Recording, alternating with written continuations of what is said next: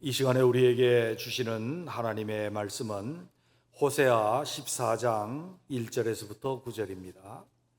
구약성경 1268페이지입니다. 호세아 14장 1절에서부터 9절입니다. 이스라엘아, 내 하나님 여호와께로 돌아오라. 내가 불의함으로 말미암아 엎드려졌느니라.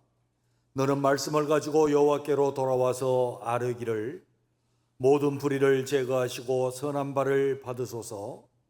우리가 수송아지를 대신하여 입술의 열매를 주께 드리나이다. 우리가 수르의 구원을 의지하지 아니하며 말을 타지 아니하며 다시는 우리 손으로 만든 것을 향하여 너희는 우리 신이라 하지 아니하오리니, 이는 고아가 주로 말미암아 긍휼을 얻음이니이다 할지니라. 내가 그들의 반역을 고치고 기쁘게 그들을 사랑하리니 나의 진노가 그에게서 떠났음이니라. 내가 이스라엘에게 이슬과 같으리니 그가 백합화 같이 피겠고 레바논 백향목 같이 뿌리가 박힐 것이라. 그의 가지는 퍼지며 그의 아름다움은 감람나무와 같고 그의 향기는 레바논 백향목 같으리니, 그 그늘 아래 거주하는 자가 돌아올지라. 그들은 곡식같이 풍성할 것이며 포도나무같이 꽃이 필 것이며 그 향기는 레바논의 포도주같이 되리라. 에브라임의 말이 내가 다시 우상과 무슨 상관이 있으리요 할지라. 내가 그들을 돌아보아 대답하기를, 나는 푸른 잣나무 같으니 내가 나로 말미암아 열매를 얻으리라 하리라. 누가 지혜가 있어 이런 일을 깨달으며 누가 총명이 있어 이런 일을 알겠느냐. 여호와의 도는 정직하니 의인은 그 길로 다니거니와 그러나 죄인은 그 길에 걸려 넘어지리라. 아멘. 옆에 있는 분들과 인사를 한번 하시죠. 사랑합니다. 저랑도 한번 하시죠. 사랑합니다.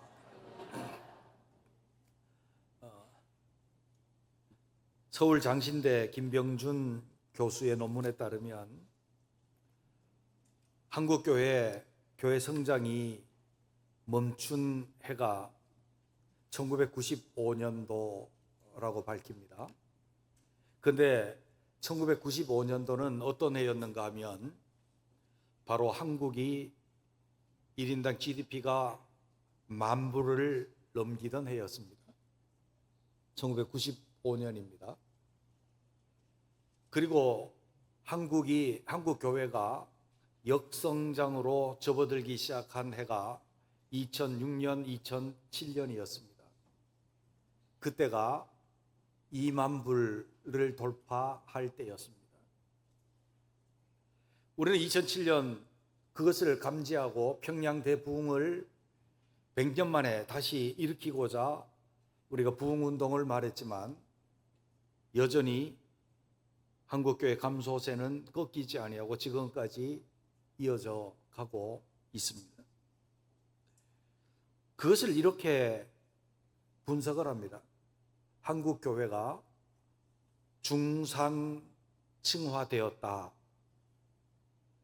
중산층화되었다는 것은 더 이상 하나님의 도우심 없이도 살 수 있게 되었다라고 하는 것을 의미한다라고 분석을 합니다. 그리고 더 이상 내가 하나님 앞에서 충성스럽게 복음의 증인으로서의 활력을 가져야 될 필요 없다.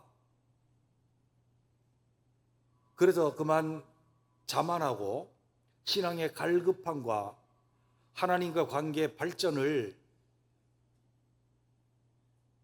추구해야 될 이유가 없어졌기 때문에 쇠퇴했다. 그런데 공교롭게도 우리나라만 그런 것이 아니라 기독교 국가들이 대부분 10,000불 때에 성장이 멈췄고 20,000불이 넘어가면서 쇠퇴하였다는 것이 일반적인 현상으로 나타났다. 그렇게 말하고 있습니다.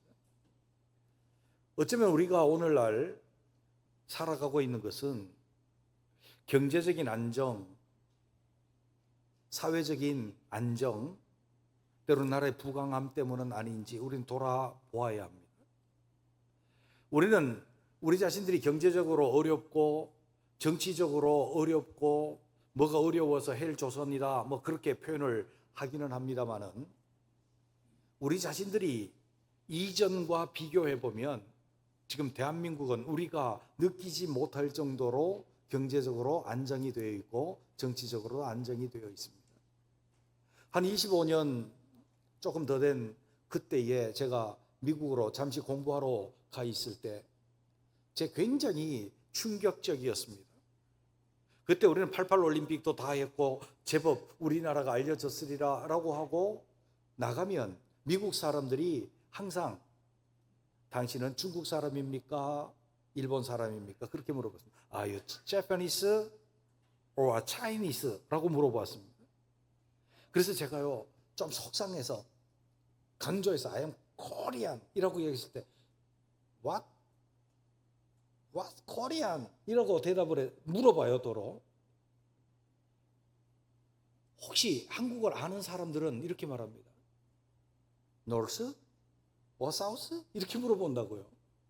그런 시대를 불과 우리는 25년 전에 겪었어요.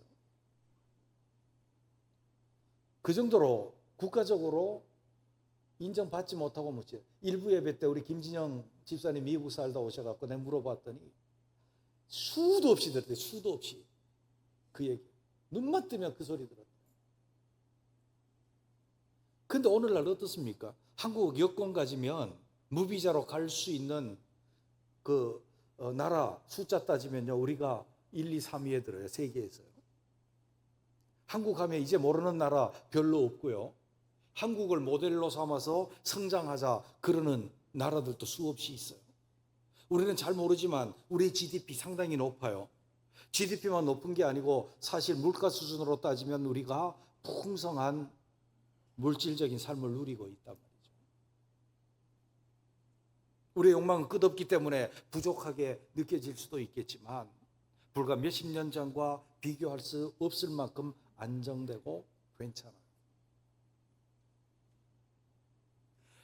우리는 생각해 보아야 합니다.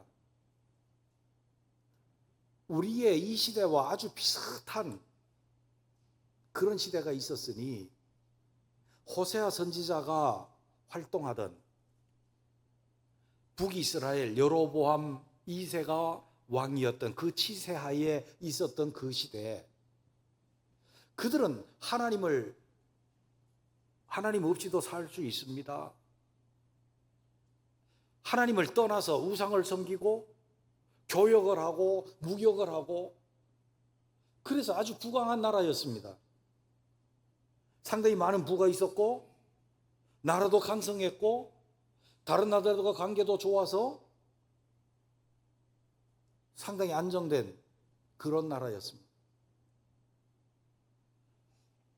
심한 신앙적 타락으로 말미암아 멸망의 운명이 직면하고 있었지만 그들은 경제 군사적 번영에 의해서 영적인 무지와 무감각으로 이를 인지하지 못했습니다.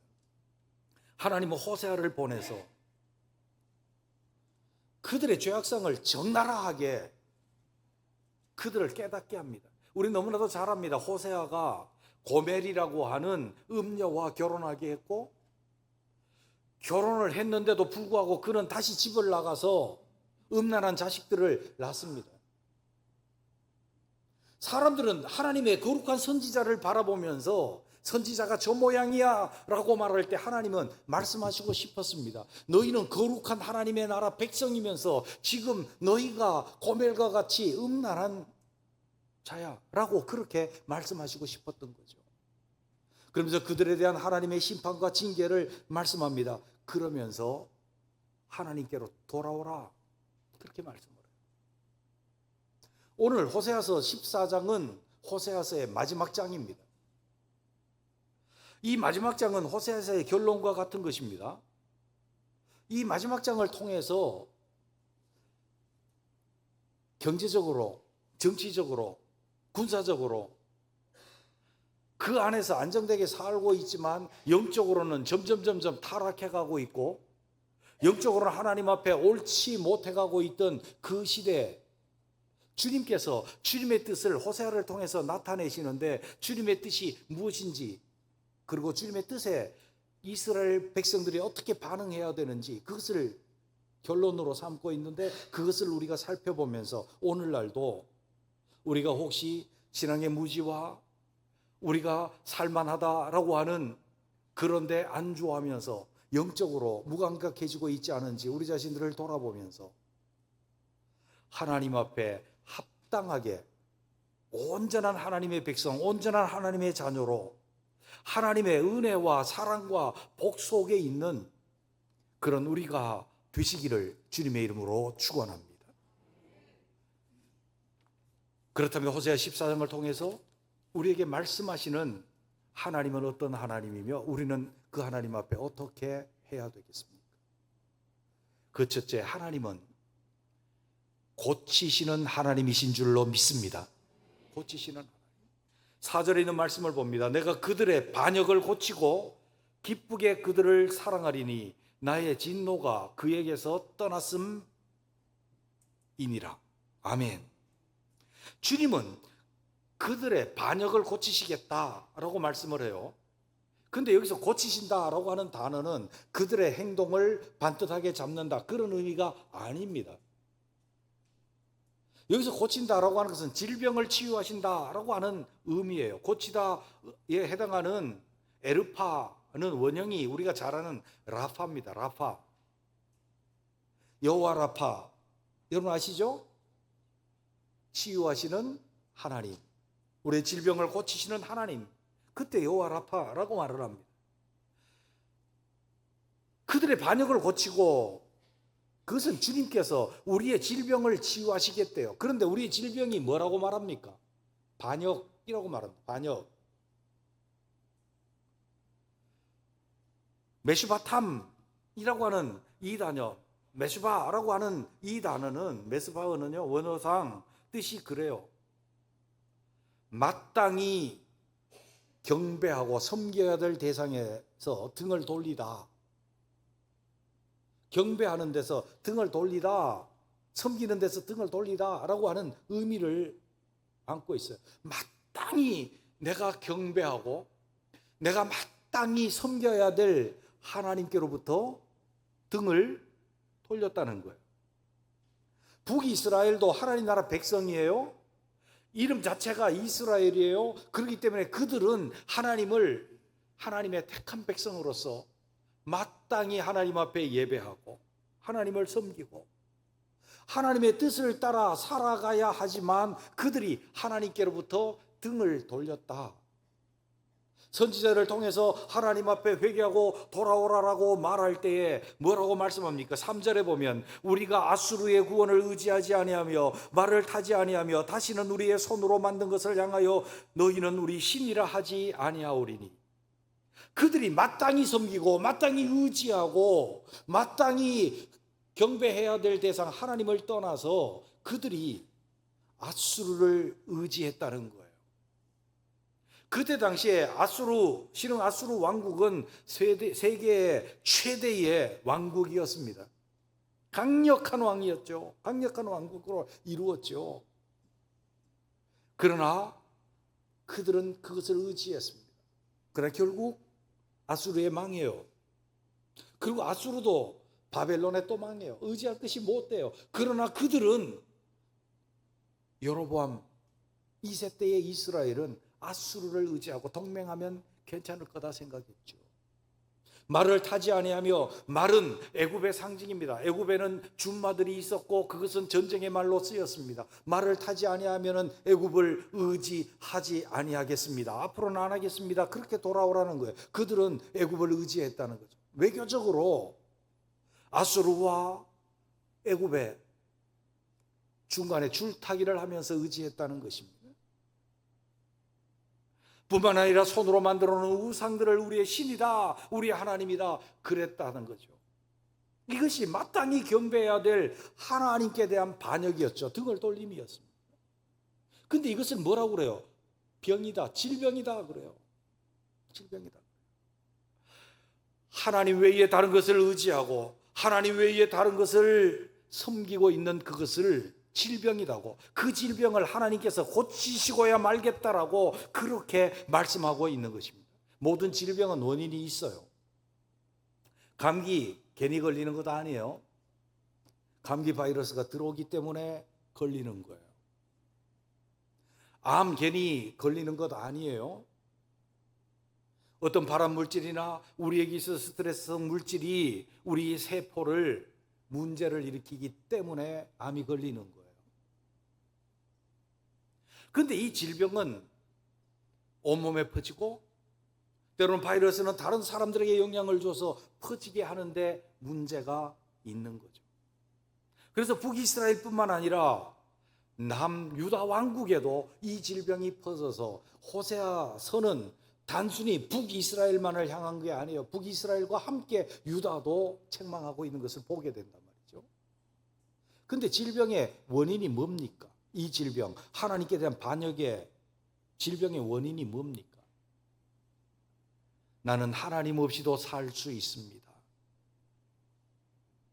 하나님 없이도 살 수 있습니다. 여기에서부터 반역이 일어났던 것을 여러분 기억하십니까? 아담과 하와가 선악과를 먹은 이유가 무엇입니까? 하나님과 같이 되려고 해서, 하나님을 떠나서 하나님 없이도 살 수 있는 삶을 추구하기 위해서 하나님 앞에 반역했던 것이 인류 최초의 원죄고, 이 원죄라고 하는 이 질병은 온 인류에게 퍼져 있습니다. 탕자가 왜 아버지를 떠납니까? 나는 아버지 없이도 살 수 있고 아버지 없이 살 수 있다면 더 잘 살 수 있습니다라고 하는 것이 탕자가 가지고 있었던 질병, 하나님께 대한 반역의 질병의 원인이었다는 것입니다. 왜요? 아버지의 유산만 가지고 있다면 살 수 있기 때문이죠. 그렇게 생각했기 때문이죠. 경제적으로 안정만 되면 내가 하나님 없이도 살 수 있기 때문이라고 하는 것이죠. 나라가 안정되고 복지가 제대로 되면 나는 하나님 없이도 살 수 있다라고 생각하고 있기 때문이죠.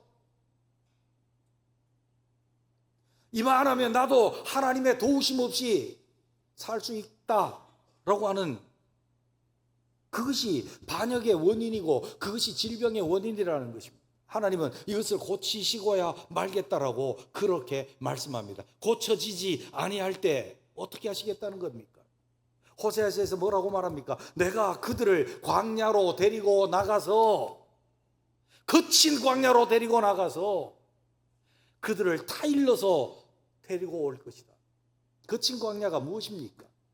북쪽 이스라엘은 아수르에게 멸망되고 포로됨을 말하는 것입니다. 남쪽 유다는 바벨론에게 망하고 이끌려가고 포로됨을 말합니다. 이것이 거친 광야입니다.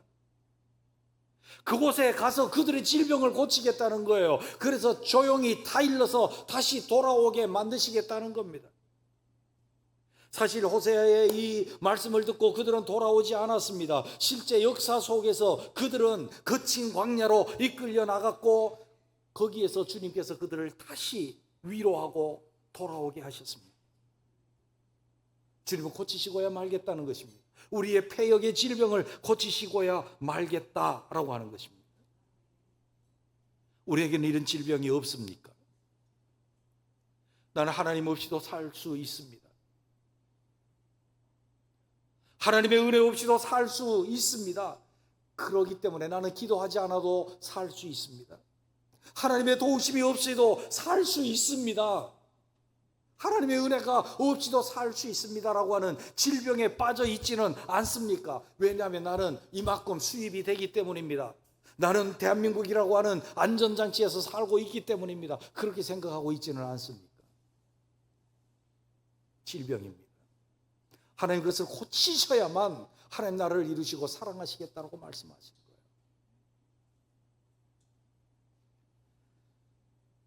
오늘날 우리는 애굽의 말, 아수르의 힘, 내가 만든 우상 탐심을 의지하고 있지는 않습니까? 정치, 경제, 사회, 돌의 힘, 권력의 힘, 지식의 힘, 육체의 힘을 의지하고 있지는 않습니까? 심지어 오늘날은 AI가 세상을 뒤집어 놓고 있습니다. 그것을 의지하고 있지는 않습니다. 자기 탐심이라고 하는 우상을 의지하고 있지는 않습니다. 하나님은 이 질병을 고치시는 하나님이신 줄로 믿습니다. 하나님 백성에게서 반드시 이 질병을 고치시기를 원합니다. 늦으면 거친 광야로 주님이 데려가실 수 있습니다. 우리 대한민국 교회 이미 그런 징조를 보고 있지는 않습니까? 우리는 그런 징조를 보고 있지는 않습니까? 하나님은 그렇게 하셔라도 거친 광야를 보여주시면서 그렇게 해서라도 우리를 고치시기를 원하고 계십니다. 이 음성을 듣고 빨리 치유함을 받을 수 있는 저와 여러분이 되시기를 주님의 이름으로 축원합니다. 두 번째로, 하나님은 우리를 고치셨다고 한다면 기쁘게 사랑하시기를 원하시는 하나님이신 줄로 믿습니다. 4절을 다시 봅니다. 내가 그들의 반역을 고치고 기쁘게 그들을 사랑하리니 나의 진노가 그에게서 떠났음이니라. 아멘. 우리의 반역에 대한 하나님의 진노, 그것이 떠났대요.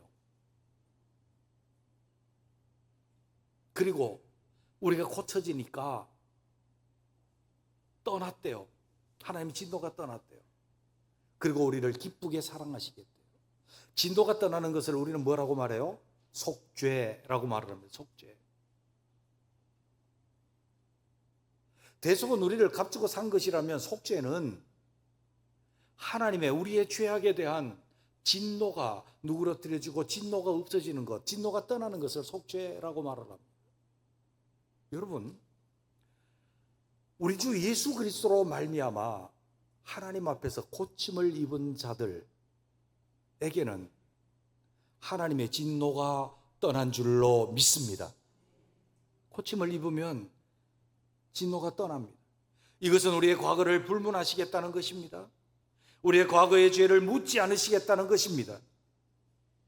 우리가 하나님 앞에 반응과 태도가 시원찮다 할지라도 우리 존재 자체를 기뻐하시고 예수 그리스도로 말미암아 기뻐하시고 사랑하시겠다는 것입니다. 한번 사랑하시면 변하지 않고 끝까지 사랑하시겠다는 겁니다. 이것이 예수 그리스도로 말미암아 고침을 입은 사람들에게 주시는 은혜입니다. 요한복음 13장 1절에 보면 유월절 전에 예수께서 자기가 세상을 떠나 아버지께로 돌아가실 때가 이런 줄 아시고 세상에 있는 자기 사람들을 사랑하시되 끝까지 사랑하시니라. 아멘. 끝까지 사랑하셨습니다. 당신을 3번이나 부인했던 베드로도 사랑하셨고, 당신이 잡혀갈 때에 다 도망가셨던 제자들도 사랑하셨고,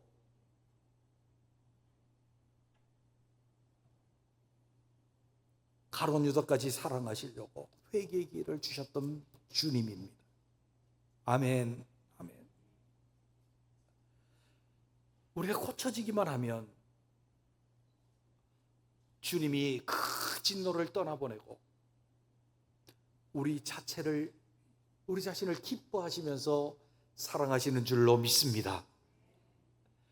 누구를 즐겁게 사랑할 수 있는 것은 그 사람 존재 자체가 기쁘기 때문입니다.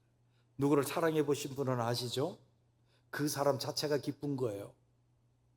그 사람을 생각하면 기쁘고, 그 사람을 만나면 기쁘고, 함께 있으면 기쁘고, 그래서 손이라도 만져보고 싶고, 그게 사랑인 거죠. 그 사람 자체가 기쁘다. 그 사람 자체가 기쁘면 우리는 그 사람을 사랑하는 게 기쁘다고 말이죠. 주님이 우리가 하나님의 반역에서 하나님이 우리를 고치시면 우리 자신 존재를 하나님이 기뻐하시는 줄로 믿습니다. 우리의 여건을, 조건을 기뻐하시는 것이 아니고 우리를 기뻐하신다는 말이에요. 우리를 기뻐하시니 주님이 우리를 기쁘게 사랑하셔요. 그렇게 기쁘게 사랑하신 결과 그 복이 무엇입니까? 5절에서부터 7절에 있는 말씀 보면 내가 이스라엘에게 이슬과 같으리니 그가 백합화같이 피겠고 레바논 백향목같이 뿌리가 박힐 것이라. 그의 가지는 퍼지며 그의 아름다움은 감람나무와 같고 그 향기는 레바논 백향목과 같으리니 그 그늘 아래 거주하는 자가 돌아올지라. 그들은 곡식같이 풍성할 것이며 포도나무같이 꽃이 필 것이며 그 향기는 레바논의 포도주같이 되리라. 아멘. 하나님이 우리를 기쁘게 사랑하시면, 우리를 기뻐하시고 사랑하시면 하나님이 우리에게 뭐와 같아진다고요? 이슬과 같이 되리라. 우리는 오늘 이슬같이 되리라 그러면 우리는 이슬은 때로는 한국 땅에서 귀찮은 존재일 수도 있어요. 어디 가면 막 옷이 젖고 그러자 축축하고. 그런데 이 고대 근동의 이슬, 때로는 헐몬의 이슬이라고 불리는 이것은 의미가 달라요. 그것은 굉장히 건조한 것입니다. 건조한 지방에 낮에는 기온이 40도 막 이렇게 올라가고 밤에는 영하로 막 떨어져요. 그리고 건조해서 물기가 별로 없어요. 그런데 이렇게 일교차가 심하다가 보니까 낮에 달궈졌던 공기가 밤에 식으니까 뭐가 생겨요? 이슬이 생겨요. 이슬이 생기는데 많이 생겨요. 그래서 땅을 적셔요. 이 땅을 적셔서 이 수분 때문에 건조한 지방에서 식물들이 자라나게 돼요. 그래서 이 이슬은 하나님 주신 스며들고 잔잔히 베어서 생명을 주고 아름답게 하시는 하나님의 은혜의 축복인 줄로 믿습니다. 그래서 하늘의 이슬, 땅의 기름짐, 이게 축복이라는 거예요.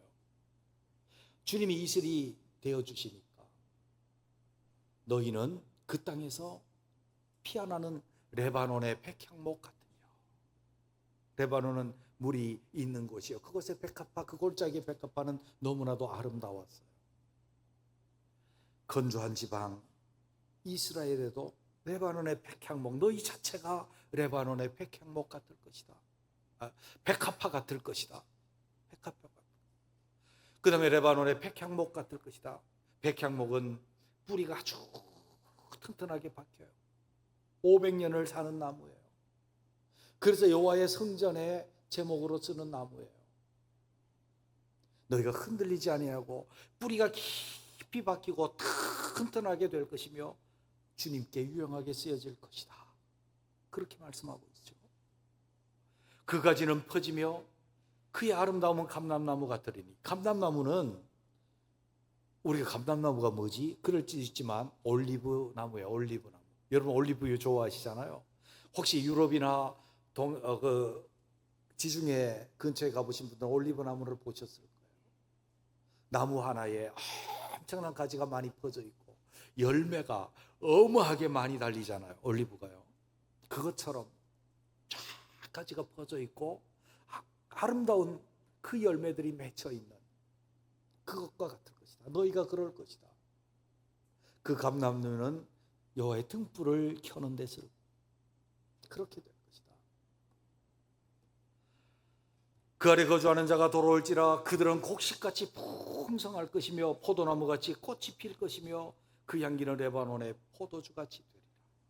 주님이 기쁘게 사랑하시는 자는 이렇게 복을 받으며 이런 은혜 속에 있게 될 줄로 믿습니다. 우리는 다 우리의 반역을 치료받고 주님의 기쁨에 사랑하는 자가 되시기를 주님의 이름으로 축원합니다. 그러면 주님이 일어나는, 우리를 고치시고 기쁘게 사랑하실 하나님이에요. 고치시고 기쁘게 사랑하실 하나님 앞에 우리의 반응과 태도는 어떻게 해야 합니까? 고침을 받고 그 사랑을 받기 위해서는 하나님께로 돌아와야 될 줄로 믿습니다. 1절에 있는 말씀 보면 이스라엘아 내 하나님 여호와께로 돌아오라 내가 불의함으로 말미암아 엎드려졌느니라. 이미 하나님께서 선포합니다. 내 불의함 때문에 엎드려졌다. 돌아와라. 돌아오면 내가 너를 고치고 너를 기쁘게 사랑하게 될 것이다. 주님 그렇게 말씀하고 있습니다. 돌아온다라고 하는 것은 어떤 의미입니까? 그것은 패역한 데서 하나님을 등 돌리고 살아가던 데서 하나님의 권위하에 하나님의 다스림하에 그의 사랑과 그의 은혜하에로 돌아오라. 어떻게 해요? 2절에 보면 너는 말씀을 가지고 여호와께로 돌아와서 아뢰기를.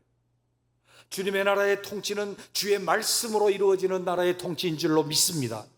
하나님의 말씀의 기준을 가지고 와서 내가 이제는 다른 우상을 섬기고 신을 섬기지 아니하고 다른 것을 의지하지 아니하고 하나님을 의지하며 하나님의 말씀의 기준에 맞게 살겠습니다 하고 돌아오라는 것입니다. 돌아오라는 것입니다. 그런데 우리는 역사적으로 보면 이들이 돌아오는데 실패합니다. 북이스라엘도 돌아오는데 실패하고 남쪽 유다 왕국도 하나님께 돌아오는데 실패합니다. 그래서 북이스라엘은 아수르에게 망하고 남유다는 바벨론에게 망해버립니다. 그러면서 이 돌아오라라고 하는 말씀은 더 길게 우리들에게 보여주는 것이 있습니다. 예수 그리스도로 말미암아 하나님의 나라로 돌아오라. 에스겔과 예레미야 마지막 선지자들을 통해서 보여주신 것이 무엇입니까? 예수 그리스도로 말미암은 그 나라를 선포하시며 예수 그리스도로 말미암아 내가 내 영을 너희 속에 두어 돌과 같이 굳은 마음을 살과 같이 부드럽게 할 것이고 내 말을 너희 속에 두어 나는 너희의 하나님이 되고 너희는 내 백성이 되리라. 아멘. 주께로 돌아오게 하시겠다. 예수 그리스도로 말미암아. 구약의 마지막 성경인 말라기 4장 6절은 뭐라고 말합니까? 내가 그때에 예수님이 오실 때에 먼저 엘리야를 너에게 보내야 하리니 그가 아버지의 마음을 자녀에게 돌이키게 하고 자녀들의 마음을 아버지에게로 돌이키게 하리라. 돌이키지 아니하면 두렵건대 내가 와서 저주로 그 땅을 칠까 하노라 하시니라. 자녀들, 하나님의 백성들의 마음을 하나님께로 돌리고 하나님의 마음을 그 자녀들에게로 돌리는 것을 그 길을 예비한 세례요한을 통해서 준비하게 하시고 주님은 뭐라고 말씀했습니까? 회개하라. 회개는 우리의 마음을 고쳐먹는다는 뜻이에요. 그런데 성경 전체를 통해서 본 회개는 하나님을 등 돌리고 살던 자들이 하나님께로 돌아옴을 말하고 있는 거예요. 예수 그리스도의 지키신 그 육체를 통해서 그의 십자가를 의지하면서 우리 죄의 속함을 입으면서 하나님의 말씀으로 하나님의 다스림 속으로 하나님의 권위 속으로 돌아올 수 있는 우리가 되시기를 주님의 이름으로 축원합니다. 예수 그리스도를 의지하며 하나님께로 돌아올 때에 하나님은 우리의 반역의 질병을 고치실 줄로 믿습니다. 우리를 기쁘게 사랑하셔서 레바논의 백향목같이 피게 할 것이며 백합화같이 피게 할 것이며 백향목처럼 굳게 서게 할 것이며 감람나무처럼 가지가 뻗으며 아름답게 하실 것입니다. 사랑하는 성도 여러분, 우리는 오늘날 하나님 없이도 살 수 있습니다 라고 하는 질병에 걸리지는 않았습니까? 우리는 이 질병 진단하시고 마음을 고쳐먹고 하나님께로 돌아가기를 원합니다. 그때 하나님은 우리를 고치시고 그때 하나님은 우리를 기쁘게 사랑하셔서 우리 자체를 귀하고 아름답고 든든하고 많은 열매를 맺을 수 있는 그런 존재로 세워주실 줄로 믿습니다. 기도하겠습니다.